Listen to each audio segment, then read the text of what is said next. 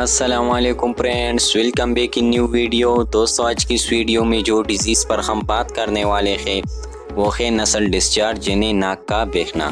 تو دوستو بات کرتے ہیں کہ نسل ڈسچارج کیا ہے، اس کی کازز کیا ہے، اس کی سمٹمز کیا ہے اور وہ کون سی میڈیسنز ہے جس کو ہم یوز کرنے سے نسل ڈسچارج کو ٹھیک کر سکتے ہیں۔ تو دوستو اس مرض میں مریض کے ناک سے پانی بہتا ہے، اس کو ہم نسل ڈسچارج کہتے ہیں۔ اب دوستو بات کرتے ہیں نسل ڈسچارج کی کازز پر۔ تو دوستو الرجی، چھینکیں، زکام۔ اب دوستو بات کرتے ہیں نسل ڈسچارج کی سمٹمز پر۔